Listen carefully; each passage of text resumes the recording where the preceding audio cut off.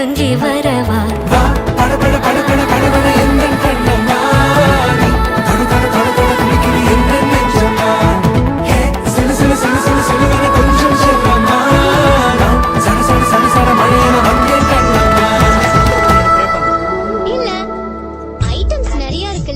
அதிகமா சாப்பிட கூடாதுன்னு கண்ணை மூடிக்கிட்டு கம்மியா சாப்பிடுன்னு மனசை கண்ட்ரோல் பண்ணிக்கிறேன்.